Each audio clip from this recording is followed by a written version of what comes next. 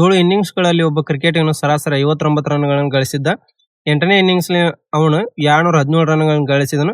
ಅವನ ಸರಾಸರಿ ಸ್ಕೋರ್ ಎಷ್ಟು ಹೆಚ್ಚಾಯ್ತು ಅಂತ ಕೇಳಿರಲಿ. ನೋಡ್ರಿ 7 ಇನ್ನಿಂಗ್ಸ್ ಟೋಟಲ್ ರನ್ ಎಷ್ಟಾಗುತ್ತೆ? 7 × 59 ಮಾಡಿದ್ರೆ 413 ಆಯ್ತು. 8ನೇ ಇನ್ನಿಂಗ್ಸ್ನಾಗ ಎಷ್ಟು ರನ್ ಮಾಡ್ಯಾನೋ? 217 ಮಾಡ್ಯಾನ. ಟೋಟಲ್ ರನ್ ಎಷ್ಟದು? 630. ಸರಾಸರಿ ಎಷ್ಟಾಗುತ್ತೆ ಇಲ್ಲಿ? 630 ಡಿವೈಡೆಡ್ ಬೈ ಎಷ್ಟು? 8 ಹಾಕವು. ಇಲ್ಲಿ ಮೊದಲಕ 7 ಮ್ಯಾಚ್, ನಂತರ 8ನೇದ ಒಂದ್ ಐತಿ, ಅಂದ್ರೆ ಟೋಟಲ್ 8 ಮ್ಯಾಚ್. ಅದು ಸರಾಸರಿ ಎಷ್ಟಾಗತ್ತೆ? ಇದು 78.75 ಬರ್ತೈತಿ. ಸರಾಸರಿ ಸ್ಕೋರ್ ಎಷ್ಟು ಹೆಚ್ಚಾಗತ್ತೆ ಅಂತ ಕೇಳ್ಯಾರ ನಮ್ಗೆ. ಅಂದ್ರೆ 78.75 ಮೈನಸ್ ಮೊದಲಕ್ಕೆ ಎಷ್ಟೈತಿ? ಒಂದು 59 ಐತಿ. ಅಂದ್ರೆ ಎಷ್ಟು ಬರ್ತೈತಿ ನಮ್ಗೆ? 19.75 ಆಕತಿ. ನಮಗೆ ಇಲ್ಲಿ ನಿಯರ್ ಆನ್ಸರ್ ಯಾವ್ದೈತಿ? 20 ಐತಿ. ಅಂದ್ರೆ ಆಪ್ಷನ್ ಬಿ ಕರೆಕ್ಟ್ ಆನ್ಸರ್ ಆಗುತ್ತೆ. ನಮ್ಮ ಚಾನಲ್ ಸಬ್ಸ್ಕ್ರೈಬ್ ಇಲ್ಲ ಅಂತ ಸಬ್ಸ್ಕ್ರೈಬ್ ಮಾಡ್ರಿ, ಮತ್ತೆ ಹಂಗ ಲೈಕ್ ಮಾಡ್ರಿ, ಶೇರ್ ಮಾಡ್ರಿ. 5x ಮತ್ತು 3 ರ 4ನೇ ಅನುಪಾತ 63 ಆಗಿದ್ದರೆ x ನ ಮೌಲ್ಯವನ್ನ ಕಂಡುಹಿಡ್ರಿ ಅಂತ ಕೇಳಿರ್ಲಿ. ನೋಡ್ರಿ ನಮ್ಗೆ 4ನೇ ಮೌಲ್ಯ ಕೇಳ್ಯಾರ ಇಲ್ಲಿ. ನೋಡ್ರಿ 5 divided by x is equal to 3 divided by 63 ಆಗುತ್ತೆ. 3 ಒಂದ್ಲೆ 3 21 ಕ್ರಾಸ್ ಮಲ್ಟಿಫೈ ಮಾಡಿದ್ರೆ ಎಷ್ಟಾಗುತ್ತೆ? x ವ್ಯಾಲ್ಯೂ 105 ಬರ್ತೈತಿ. ಅಂದ್ರೆ ಆಪ್ಷನ್ ಡಿ ಕರೆಕ್ಟ್ ಆನ್ಸರ್ ಆಗುತ್ತೆ. ತನ್ನ ಸಾಮಾನ್ಯ ವೇಗದ 5/7 ವೇಗದಲ್ಲಿ ಮನೆಯಿಂದ ನಡೆದುಕೊಂಡು ಹೋಗುವಾಗ ಶಾಹಿದ್ ತನ್ನ ಕಚೇರಿಯನ್ನು ತಲುಪಲು 12 ನಿಮಿಷ ತಡವಾಗ್ತಾನೆ. ಮನೆ ಮತ್ತು ಕಚೇರಿ ನಡುವಿನ ದೂರವನ್ನು ಕ್ರಮಿಸಲು ಅವನು ಸಾಮಾನ್ಯವಾಗಿ ತೆಗೆದುಕೊಳ್ಳುವ ಸಮಯ ಎಷ್ಟು ಅಂತ ಕೇಳಿರ್ಲಿ. ನೋಡ್ರಿ ಸ್ಪೀಡ್ ರೇಷಿಯೋ ಏನಾಗುತ್ತೆ? ಸಾಮಾನ್ಯವಾಗಿ ಮತ್ತು ಅವನು ಬದಲಾವಣೆ ಆಗಿದ್ದು ರೇಷಿಯೋ ಕೊಟ್ಟರೆ ಸಾಮಾನ್ಯವಾಗಿ 7 ಹೋಗೋಣ, ಬದಲಾವಣೆ ಆಗಿದ್ದು 5 ಆಗೈತಿ. ಟೈಮ್ ರೇಷಿಯೋ ಏನಾಗುತ್ತೆ? ಇದ್ರ ರಿವರ್ಸ್ ಆಗುತ್ತೆ, ಅಂದ್ರೆ 5:7 ಆಗುತ್ತೆ. ಇಲ್ಲಿ ಎಷ್ಟು ಜಾಸ್ತಿ ಆಯ್ತು? ರೇಷಿಯೋ 2 ಜಾಸ್ತಿ ಆಯ್ತು. ಜಾಸ್ತಿ ಆಗಿದ್ರು ವ್ಯಾಲ್ಯೂ ಕೊಟ್ಟನು 12 ನಿಮಿಷ ಅಂತಂದು. ಒಂದ್ರ ವ್ಯಾಲ್ಯೂ ಎಷ್ಟಾಯ್ತು? 6 ನಿಮಿಷ ಆಯ್ತು. ನಮಗೆ ಸಾಮಾನ್ಯವಾಗಿ ಹೋಗೋ ರೇಷಿಯೋ ಎಷ್ಟೈತೆ? 5 ಐತಿ. 5 × 6 ಮಾಡಿದ್ರೆ ಎಷ್ಟಾಗುತ್ತೆ? 30 ನಿಮಿಷ ತಗೊಂತಾನ. ಅಂದ್ರೆ ಆಪ್ಷನ್ ಎ ಕರೆಕ್ಟ್ ಆನ್ಸರ್ ಆಗುತ್ತೆ. ಘನದ ಘನಫಲ 1728 ಸೆಂಟಿಮೀಟರ್ ಕ್ಯೂಬ್ ಆಗೈತಿ. ಅದರ ಒಟ್ಟು ಮೇಲ್ಮೈ ವಿಸ್ತೀರ್ಣವನ್ನ ಕಂಡುಹಿಡ್ರಿ ಅಂತ ಕೇಳ್ರ. ನೋಡ್ರಿ ಘನಫಲದ ವಾಲ್ಯೂಮ್ ಫಾರ್ಮುಲಾ ಏನಾಗುತ್ತೆ? ಎ ಕ್ಯೂಬ್ ಆಗುತ್ತೆ. ಇಲ್ಲಿ ವಾಲ್ಯೂಮ್ ವ್ಯಾಲ್ಯೂ ಕೊಟ್ಟರೆ ಎಷ್ಟು? 1728 ಎ ಕ್ಯೂಬ್ ಆಗುತ್ತೆ. ಎ ವ್ಯಾಲ್ಯೂ ಎಷ್ಟಾಗುತ್ತೆ? 12 ಬರ್ತೈತಿ. ನಮಗೇನ್ ಕೇಳ್ಯಾರ? ಟೋಟಲ್ ಸರ್ಫೇಸ್ ಏರಿಯಾ ಅದ್ರದ್ದು ಕೇಳ್ಯಾರ. ಟೋಟಲ್ ಸರ್ಫೇಸ್ ಏರಿಯಾ ಫಾರ್ಮುಲಾ ಏನಾಗುತ್ತೆ? 6a² ಆಗುತ್ತೆ. 6 × 12 ಸ್ಕ್ವೇರ್ ಮಾಡ್ಬೇಕು. ಅಂದ್ರೆ ಎಷ್ಟಾಗುತ್ತೆ? 6 × 144 ಆದ್ರೆ 864 ಏನಾಗುತ್ತೆ? ಟೋಟಲ್ ಸರ್ಫೇಸ್ ಏರಿಯಾ ಆಗುತ್ತೆ. ಅಂದ್ರೆ ಆಪ್ಷನ್ ಡಿ ಕರೆಕ್ಟ್ ಆನ್ಸರ್ ಆಗುತ್ತೆ. ಒಂದು ಮೊತ್ತ 5,000ಕ್ಕೆ ವಾರ್ಷಿಕ 18% ಚಕ್ರಬಡ್ಡಿ ದರದಲ್ಲಿ ವಿಧಿಸಿದಾಗ ವಾರ್ಷಿಕವಾಗಿ ಸಂಯೋಜಿಸಲ್ಪಡುವ 2 ವರ್ಷಗಳ ನಂತರದ ಮೊತ್ತವು ಎಷ್ಟಾಗುತ್ತೆ ಅಂತ ಕೇಳಿರ್ಲಿ. ರೇಟ್ ಎಷ್ಟು ಕೊಟ್ಟ? ನಮ್ಗೆ 18% ಕೊಟ್ಟಾನ. ಅಂದ್ರೆ 18/100 ಮಾಡಿದ್ರೆ ಎಷ್ಟಾಗುತ್ತೆ? ಫ್ರಾಕ್ಷನ್ 9 ಡಿವೈಡೆಡ್ ಬೈ 50 ಆಗುತ್ತೆ. ಪ್ರಿನ್ಸಿಪಲ್ ಇಲ್ಲಿ ಎಷ್ಟಾಗುತ್ತೆ? 50 ಆದ್ರೆ ಅಮೌಂಟ್ ಏನಾಗುತ್ತೆ? ಇವೆರಡು ಕೂಡಿಸ್ಬೇಕಂದ್ರೆ 59 ಆಗುತ್ತೆ. 50 ಸ್ಕ್ವೇರ್ ಮತ್ತೆ 2 ವರ್ಷ ಕೊಟ್ಟನಂದ್ರೆ ನಾವು ಇನ್ನೇನ್ ಮಾಡ್ಬೇಕು? ಸ್ಕ್ವೇರ್ ಮಾಡ್ಬೇಕು. 50 ಸ್ಕ್ವೇರ್ ಎಷ್ಟಾಗುತ್ತೆ? 2500 ಆಗುತ್ತೆ. 59 ಸ್ಕ್ವೇರ್ ಎಷ್ಟಾಗುತ್ತೆ? 3481 ಆಗುತ್ತೆ. ಪ್ರಿನ್ಸಿಪಲ್ ವ್ಯಾಲ್ಯೂ ಕೊಟ್ಟಾನ ಎಷ್ಟು? 5,000. ಅಂದ್ರೆ ಇಂಟು ಎಷ್ಟಾಗುತ್ತೆ? 2 ಆಗುತ್ತೆ. ಇದಕ್ಕೆ ಇಂಟು 2 ಮಾಡಿದ್ವಿ ಅಂದ್ರೆ ಅಮೌಂಟ್ ಎಷ್ಟಾಗುತ್ತೆ? 6,962 ರೂಪಾಯಿ ಆಗುತ್ತೆ. ಅಂದ್ರೆ ಆಪ್ಷನ್ ಸಿ ಕರೆಕ್ಟ್ ಆನ್ಸರ್ ಆಗುತ್ತೆ. ಬಿವಾ ಕೆಲವು ಬಾಳೆಹಣ್ಣುಗಳನ್ನು ₹1 2ರಂತೆ ಮತ್ತು ಅದೇ ಸಂಖ್ಯೆಯ ಬಾಳೆಹಣ್ಣುಗಳನ್ನು ₹1 3ರಂತೆ ಖರೀದಿಸಿದಳು. 40% ಲಾಭ ಪಡೆಯಲು ಅವಳು 1 ಡಜನ್ ಬಾಳೆಹಣ್ಣುಗಳನ್ನು ಎಷ್ಟು ರೂಪಾಯಿಗೆ ಮಾರಬೇಕಂತ ಕೇಳಿರ್ಲಿ. ನೋಡ್ರಿ ಪ್ರೈಸ್ ಮತ್ತು ಐಟಮ್ ಮೊದಲಕ್ಕೆ ಎಷ್ಟು? ₹1 ಎಷ್ಟು ಬೈ ಮಾಡ್ಯಾಳ? 2. ಮತ್ತು ಅದ ₹1 ಎಷ್ಟು ಬೈ ಮಾಡ್ಯಾಳ? 3. ಟೋಟಲ್ ಎಷ್ಟದು? 2. ಟೋಟಲ್ ಪ್ರೈಸ್ ಎಷ್ಟಾಯ್ತು? ₹5 ಆಯ್ತು. ಇಲ್ಲಿ ಏನ್ ಮಾಡ್ಬೇಕವ? 40% ಪ್ರಾಫಿಟ್ ಮಾರ್ಬೇಕಂದ್ರೆ ಎಷ್ಟಾಗತ್ತೆ? ಇಲ್ಲಿ ₹5 40% ಪ್ರಾಫಿಟ್ ಅಂದ್ರೆ 140/100 ಆಗುತ್ತೆ. ಅಂದ್ರೆ 0 0 5 1 5 2 2 7 ಅಂದ್ರೆ ಎಷ್ಟು ರೂಪಾಯಿ ಮಾರ್ಬೇಕು? ಇಲ್ಲಿ ₹7 ಮಾರ್ಬೇಕು. ಅಂದ್ರೆ ಆಪ್ಷನ್ ಬಿ ಕರೆಕ್ಟ್ ಆನ್ಸರ್ ಆಗುತ್ತೆ. ವಾಷಿಂಗ್ ಮಷಿನ್ ಬೆಲೆಯು ಟಿವಿಯ ಬೆಲೆಗಿಂತ 25% ಕಡಿಮೆ ಆಗೈತೆ. ನೋಡ್ರಿ ಟಿವಿ ಬೆಲೆ ಎಷ್ಟು? ₹100 ಇತ್ತು ಅಂದ್ರೆ ವಾಷಿಂಗ್ ಮಷಿನ್ ಬೆಲೆ 25% ಕಡಿಮೆ ಆಗೈತೆ ಅಂದ್ರೆ ಎಷ್ಟಾಗುತ್ತೆ? ₹75 ಆಗುತ್ತೆ.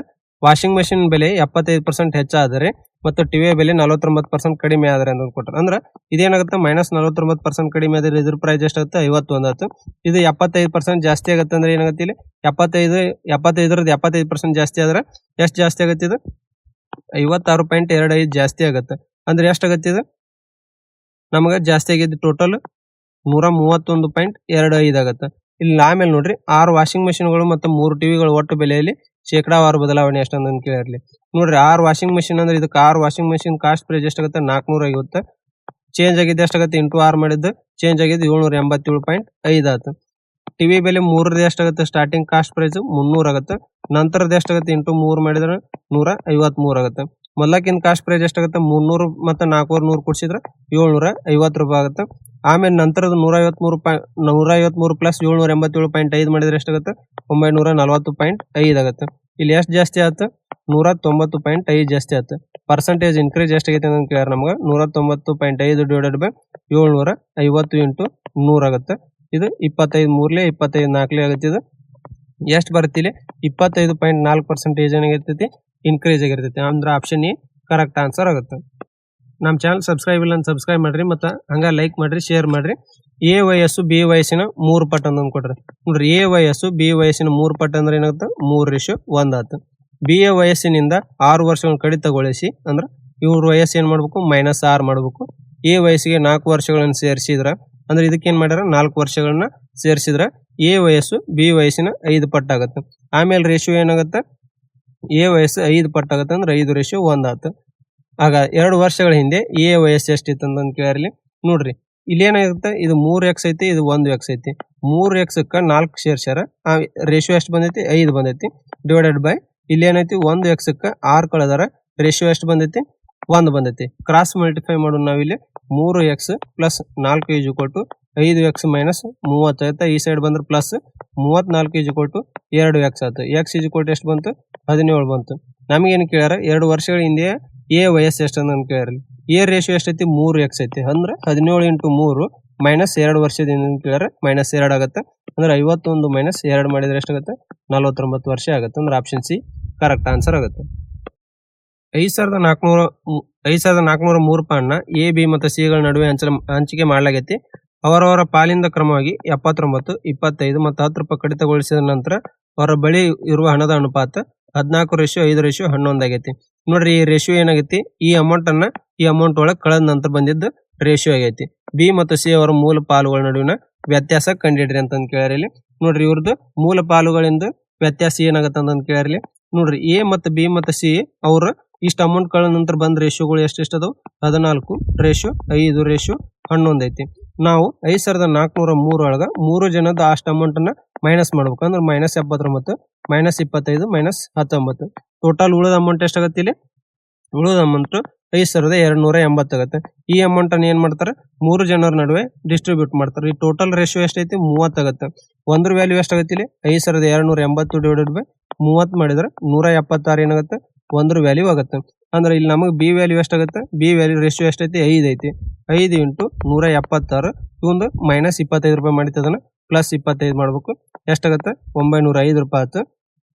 ಸೇರ್ ರೇಷಿಯೋ ಎಷ್ಟೈತಿ 11 ಐತಿ. 11 ಇಂಟು 176 ಪ್ಲಸ್ ಇವ್ರದ್ದು ಎಷ್ಟೈತಿ 19 ರೂಪಾಯಿ ಮತ್ತೆ ಕೂಡಿಸ್ಬೇಕು. ಅಂದ್ರೆ ಟೋಟಲ್ ಎಷ್ಟಾಗುತ್ತೆ 1955 ಆಗುತ್ತೆ. ಇವ ನಡುವಿನ ವ್ಯತ್ಯಾಸ ಎಷ್ಟು ಬರ್ತೈತಿ 1050 ರೂಪಾಯಿ ಬರ್ತೈತಿ. ಅಂದ್ರೆ ಆಪ್ಷನ್ ಬಿ ಕರೆಕ್ಟ್ ಆನ್ಸರ್ ಆಗುತ್ತೆ. ಒಬ್ಬ ವ್ಯಕ್ತಿಯ ಮಾಸಿಕ ಆದಾಯ 60,000. ಅವನು ತನ್ನ ಆದಾಯದ 25% ಅನ್ನು ಬಾಡಿಗೆಗೆ, 15% ಅನ್ನು ದಿನಸಿ ಸಾಮಾನುಗಳಿಗೆ, 10% ಅನ್ನು ಸಾರಿಗೆ ಖರ್ಚು ಮಾಡ್ತಾನೆ ಮತ್ತು ಉಳಿದ ಹಣವನ್ನು ಉಳಿತಾಯ ಮಾಡ್ತಾನೆ. ಅವನು ಪ್ರತಿ ತಿಂಗಳು ಎಷ್ಟು ಹಣವನ್ನ ಉಳಿತಾಯ ಮಾಡ್ತಾನೆ ಅಂತ ಕೇಳಲಿ. ನೋಡಿ, ಟೋಟಲ್ ಎಷ್ಟು ಖರ್ಚು ಮಾಡ್ತಾನ 25% ಪ್ಲಸ್ ನಂತರ 15% ನಂತರ 10%. ಟೋಟಲ್ ಎಷ್ಟು ಖರ್ಚಾಗತ್ತೆ ಇದು 50% ಖರ್ಚಾಗುತ್ತೆ. ಇನ್ನು ಉಳಿದಿದ್ದು ಏನಾಗೈತಿ 50% ಏನಾಗಿರ್ತೈತಿ ಸೇವಿಂಗ್ಸ್ ಆಗಿರ್ತೈತಿ. ಹಂಗಾದ್ರೆ 60,000 50% ಎಷ್ಟಾಗುತ್ತೆ 50/100 ಮಾಡಿದ್ರೆ 30,000 ಏನಾಗುತ್ತೆ ಒಂದು ಸೇವಿಂಗ್ಸ್ ಆಗುತ್ತೆ. ಅಂದ್ರೆ ಆಪ್ಷನ್ ಎ ಕರೆಕ್ಟ್ ಆನ್ಸರ್ ಆಗುತ್ತೆ. 316 ಮೀಟರ್ ಮತ್ತು 349 ಮೀಟರ್ ಉದ್ದದ 2 ರೈಲುಗಳು ಕ್ರಮವಾಗಿ ಗಂಟೆಗೆ 58 ಕಿಲೋಮೀಟರ್ ಮತ್ತು 68 ಕಿಲೋಮೀಟರ್ ವೇಗದಲ್ಲಿ ಸಮಾಂತರ ಹಳಿಗಳ ಮೇಲೆ ವಿರುದ್ಧ ದಿಕ್ಕಿನಾಗ ಚಲಿಸಕತ್ತವ. ನೋಡ್ರಿ, 2 ಟ್ರೈನ್ಗಳು ಏನ್ ಮಾಡಕತ್ತಾವ ಇಲ್ಲಿ ಅಪೋಸಿಟ್ ಡೈರೆಕ್ಷನ್ ಬರಾಕತ್ತವ. ಅವು ಪರಸ್ಪರ ಎಷ್ಟು ಸೆಕೆಂಡ್ಗಳನ್ನ ದಾಟ್ತಾವ ಅಂತ ಕೇಳ್ಯಾರ. ಒಂದಕ್ಕೊಂದವು ಎಷ್ಟು ಟೈಮ್ ಒಳಗ ದಾಟ್ತಾವ ಅಂತಂದು ಏನ್ ಮಾಡ್ರಿ ಇಲ್ಲಿ ನಮಗ ಕೇಳ್ಯಾರ. ನೋಡ್ರಿ, ಈ ಒಂದು ಟ್ರೈನ್ ಏನಾಗೈತಿ ಇಲ್ಲಿ ಒಂದು ಟ್ರೈನ್ ಲೆಂತ್ ಎಷ್ಟೈತಿ 316 ಐತಿ. ಇನ್ನೊಂದ್ರದ್ದು ಎಷ್ಟೈತಿ 349 ಐತಿ. ಇವ್ರು ಸ್ಪೀಡ್ ಕೊಟ್ಟರೆ ಇದು 58 km/h ಇದ್ರೆ ಇದು 68 km/h ಐತಿ. ಹಂಗಾದ್ರೆ ಇವೆರಡು ಅಪೋಸಿಟ್ ಡೈರೆಕ್ಷನ್ ಬರಾಕತ್ತಾವ ಅಂದ್ರೆ ಇವನೇನ್ ಮಾಡ್ಬೇಕು ಸ್ಪೀಡ್ ಅನ್ನ ನಾವು ಕೂಡಿಸ್ಬೇಕು. ಎಷ್ಟಾಗತ್ತೆ ಇದು 126 km/h ಆಗುತ್ತೆ. ಇದನ್ನ ಮೀಟರ್ ಪರ್ ಸೆಕೆಂಡ್ ಕನ್ವರ್ಟ್ ಮಾಡ್ಬೇಕು. ನಾವು ಅದಕ್ಕೆ ಇಂಟು 5/18 ಆಗುತ್ತೆ. ಇದೆಷ್ಟಾಗತ್ತೆ 18 ಒಂದ್ಲೆ 18 ಏಳೆ ಆಗುತ್ತೆ. 7 5 35 ಏನಾಗುತ್ತೆ ಮೀಟರ್ ಪರ್ ಸೆಕೆಂಡ್ ನಮಗೆ ಸ್ಪೀಡ್ ಬಂತು. ನಮಗೆ ಏನ್ ಕೇಳ್ಯಾರ ಟೈಮ್ ಕೇಳ್ಯಾರ. ಡಿಸ್ಟೆನ್ಸ್ ಇಸ್ ಈಕ್ವಲ್ ಟು ಏನಾಗುತ್ತೆ ಸ್ಪೀಡ್ ಇಂಟು ಟೈಮ್ ಆಗುತ್ತೆ. ಡಿಸ್ಟೆನ್ಸ್ ವ್ಯಾಲ್ಯೂ ಏನಾಗಿರ್ತೈತಿ ಇವೆರಡು ಟ್ರೈನಿನ ಆಗಿರ್ತೈತಿ. ಅಂದ್ರೆ ಅವ್ನ ಎರಡು ಕೂಡಿಸ್ಬೇಕು. ಎಷ್ಟಾಗತ್ತೆ 665 ಆಯ್ತು. ಈಸ್ ಈಕ್ವಲ್ ಟು ಸ್ಪೀಡ್ ಬಂದೈತೆ ನಮಗೆ 35 ಮೀಟರ್ ಪರ್ ಸೆಕೆಂಡ್ ಅಂತಂದ್ರೆ into time is equal to 665 divided by 35 ಆಗುತ್ತೆ. 35 ಒಂದ್ಲಿ 35 19 ಆಗುತ್ತೆ. ಅಂದ್ರೆ ಟೈಮ್ ಎಷ್ಟತ್ತೆ 19 second. Option D correct answer ಆಗುತ್ತೆ. 10%, 27% ಮತ್ತು 8% ರಂತೆ ಸತತವಾಗಿ ನೀಡಲಾದ 3 ರಿಯಾಯಿತಿಗಳ ನಂತರ ಗುರುಸ ಗುರುತಿಸಲಾದ ಬೆಲೆ ಎಷ್ಟು ಶೇಕಡಾವನ್ನು ಪರಿಣಾಮಕಾರಿ ಬೆಲೆಯಾಗಿ ಪಾವತಿಸಬೇಕಂತ ಕೇಳ್ಯಾರ. ನೋಡ್ರಿ, ಒಂದು ಮಾರ್ಕ್ ಪ್ರೈಸ್ ಮೇಲೆ 3 ಡಿಸ್ಕೌಂಟ್ ಕೊಟ್ಟ ನಂತರ ಅವ ಉಳಿದ ಅಮೌಂಟ್ ಎಷ್ಟು ಪಾವತಿಸಬೇಕಾಗೈತೆ ಅಂತ ಕೇಳ್ಯಾರಲ್ಲಿ. ನೋಡ್ರಿ, ಆ ಅಮೌಂಟ್ 100 ರೂಪಾಯಿ ಇತ್ತಂದ್ರ 10% ಡಿಸ್ಕೌಂಟ್ ಅಂದ್ರೆ ಉಳಿದಿದ್ದು ಎಷ್ಟಾಗುತ್ತೆ? 90/100 ಆಯ್ತು. ನಂತರ ಏನ್ ಮಾಡ್ಯಾನ? 27% ಡಿಸ್ಕೌಂಟ್ ಕೊಟ್ಟಾನ. 27 ಹೋಗಿ ಉಳಿದಿದ್ದು ಎಷ್ಟು? 73% ಅಂದ್ರೆ 73/100 ಆಯ್ತು. ನಂತರ 8% ಡಿಸ್ಕೌಂಟ್ ಅಂದ್ರೆ ಏನಾಯ್ತು? 92/100 ಆಗುತ್ತೆ. 100 ಕ್ಯಾನ್ಸಲ್ ಮಾಡೋಣ. ಇವು 3 ಮಲ್ಟಿಫೈ ಮಾಡಿದ್ರೆ ಎಷ್ಟಾಗುತ್ತೆ? 6,04,440 ಆಗುತ್ತೆ. ಡಿವೈಡೆಡ್ ಬೈ ಎಷ್ಟೈತಿ ಇಲ್ಲಿ? 10,000 ಆಯ್ತು. 0 ಕ್ಯಾನ್ಸಲ್ ಮಾಡೋಣ.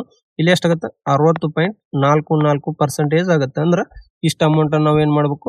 3 ಡಿಸ್ಕೌಂಟ್ ಕೊಟ್ಟ ನಂತರ ಪಾವತಿಸಬೇಕಂದ್ರೆ ಆಪ್ಷನ್ ಬಿ ಕರೆಕ್ಟ್ ಆನ್ಸರ್ ಆಗುತ್ತೆ. ಒಂದು ಕೊಳವೆ ಒಂದು ಟ್ಯಾಂಕ್ ಅನ್ನ 6 ನಿಮಿಷಗಳಲ್ಲಿ ತುಂಬಬಲ್ಲದು. ಮತ್ತೊಂದು ಕೊಳವೆ ಸಂಪೂರ್ಣವಾಗಿ ತುಂಬಿದ ಟ್ಯಾಂಕ್ ಅನ್ನ 7 ನಿಮಿಷಗಳಲ್ಲಿ ಖಾಲಿ ಮಾಡಬಲ್ಲದು.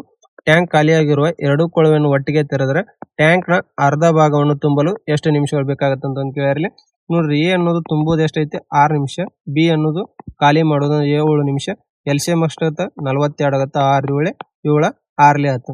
ಏನ್ ಮಾಡಿದೆ? ಇದು ತುಂಬುದಾದ್ರೆ ಇದು ಖಾಲಿ ಮಾಡೋದಾಗೈತೆ ಅಂದ್ರೆ ಇವೆರಡು ನಡುವಿನ ವ್ಯತ್ಯಾಸ ಆಗುತ್ತೆ. ಅಂದ್ರೆ ಎಫಿಷಿಯನ್ಸಿ ಎಷ್ಟು ಬರ್ತೈತಿ? ಇಲ್ಲಿ 1 ಬರ್ತೈತಿ. ಅಂದ್ರೆ ಎರಡು ತೆಗೆದುಕೊಳ್ಳುವ ಟೈಮ್ ಎಷ್ಟಾಗುತ್ತೆ? 42/1 ಆಯ್ತು. ಇದು ಟ್ಯಾಂಕಿಂದ ಏನು ಕೇಳ್ಯಾರ? ನಮ್ಗೆ ಅರ್ಧ ಭಾಗ ಕೇಳ್ಯಾರ. ಅಂದ್ರೆ 1/2 ಆಯ್ತು. 2 1 2 21 ಎಷ್ಟಾಯ್ತು? 21 ನಿಮಿಷಗಳನ್ನ ತಗೊಳ್ತೈತೆ. ಆಪ್ಷನ್ ಎ ಕರೆಕ್ಟ್ ಆನ್ಸರ್ ಆಗುತ್ತೆ. ಒಬ್ಬ ವ್ಯಾಪಾರಿ ತನ್ನ ಸರಕುಗಳನ್ನು ಗುರುತಿಸಲಾದ ಬೆಲೆಯನ್ನು ಖರೀದಿ ಬೆಲೆಗಿಂತ 25% ಹೆಚ್ಚಾಗಿ ನಿಗದಿಪಡಿಸ್ತಾನೆ. ನೋಡ್ರಿ, ಕಾಸ್ಟ್ ಪ್ರೈಸ್ ಏನೈತಿ ಇಲ್ಲಿ 100 ರೂಪಾಯಿ ಇತ್ತಂದ್ರ ಮಾರ್ಕ್ ಪ್ರೈಸ್ ಎಷ್ಟಾಗುತ್ತೆ? 25% ಜಾಸ್ತಿ ಅಂದ್ರೆ 125 ರೂಪಾಯಿ ಆಯ್ತು.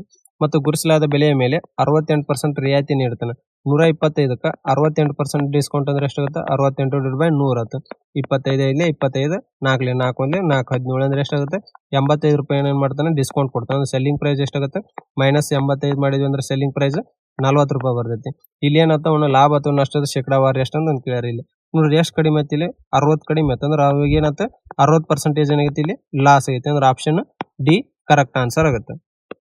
ಎ ಮತ್ತು ಬಿ ಕ್ರಮವಾಗಿ 8 ದಿನಗಳು ಮತ್ತು 12 ದಿನಗಳಲ್ಲಿ ಒಂದು ಕೆಲಸವನ್ನು ಪೂರ್ಣಗೊಳಿಸಬಲ್ಲರು. ಎ ಕೆಲಸವನ್ನು ಪ್ರಾರಂಭಿಸಿದ 3 ದಿನಗಳ ನಂತರ ಬಿ ಅವನೊಂದಿಗೆ ಸೇರಿಕೊಳ್ತಾನೆ. ಬಿ ಸೇರಿದ ನಂತರ ಕೆಲಸವನ್ನು ಪೂರ್ಣಗೊಳಿಸಲು ಇನ್ನೂ ಎಷ್ಟು ದಿನಗಳು ಬೇಕಾಗುತ್ತವ ಅಂತ ಕೇಳಿರ್ಲಿ. ನೋಡ್ರಿ, ಎ ಎಷ್ಟು ಟೈಮ್ ತೊಗೊಂತಾನ? 8 ದಿನ. ಬಿ ಎಷ್ಟು ಟೈಮ್ ತೊಗೊಂತಾನ? 12 ದಿನ. ಇಲ್ಲಿ LCM ಎಷ್ಟಾಗುತ್ತೆ? 24. 8 3 12 2 ಆಯ್ತು. ನೋಡ್ರಿ, ಟೋಟಲ್ ಕೆಲಸ ಎಷ್ಟೈತಿ? 24 ಈಕ್ವಲ್ ಟು ಎ ಏನ್ ಮಾಡ್ಯಾನ? ಇಲ್ಲಿ ಎ ಕೆಲಸವನ್ನ 3 ದಿನಗಳ ಒಬ್ಬನ ಮಾಡ್ಯಾನ. ಅಂದ್ರೆ ಎ ಟೋಟಲ್ ಏನಾಗತ್ತೀರಿ? ಎಫಿಷಿಯನ್ಸಿ 3 ಐತಿ. ಒಬ್ಬನ ಎಷ್ಟು ದಿನ ಮಾಡ್ಯಾನ? 3 ದಿನ ಮಾಡ್ಯಾನ. ನಂತರ ಪ್ಲಸ್ ಎ ಮಾಡ್ತಾನ ಮತ್ತೆ ಬಿ ಒಂದಿಗೆ ಕೆಲಸ ಮಾಡ್ತಾನೆ. ಇವ್ರಿಬ್ರು ನಡುವೆ ಸೇರಿ ಎಷ್ಟಾಗುತ್ತೆ? ಎಫಿಷಿಯನ್ಸಿ 5 ಆಯ್ತು. ಅಂದ್ರೆ 5 ಇಂಟು ಇವ್ರು ಎಷ್ಟು ದಿನ ಕೆಲಸ ಮಾಡ್ತಾರ ಅನ್ನೋದು ನಮ್ಗೆ ಗೊತ್ತಿಲ್ಲ. ಅಂದ್ರೆ ಅದಕ್ಕಾಗಿ 5 ಇಂಟು x ಆಯ್ತು. 3 3 9. 24 9 ಹೋದ್ರೆ ಉಳಿದಿದ್ದೆಷ್ಟು? 24 ಮೈನಸ್ 9 ಈಕ್ವಲ್ ಟು 5x ಆಗುತ್ತೆ. ಅಂದ್ರೆ 15 ಈಕ್ವಲ್ ಟು 5x ಆಗುತ್ತೆ. x ಈಕ್ವಲ್ ಟು ಎಷ್ಟು ಬರ್ತೈತಿ? 3 ದಿನ ಬರ್ತೈತಿ. ಅಂದ್ರೆ ಇಬ್ರು ಸೇರಿ ಎಷ್ಟು ದಿನ ಕೆಲಸ ಮಾಡ್ಯಾರ? 3 ದಿನ ಮಾಡ್ಯಾರ. ಅಂದ್ರೆ ಆಪ್ಷನ್ ಎ ಕರೆಕ್ಟ್ ಆನ್ಸರ್ ಆಗುತ್ತೆ.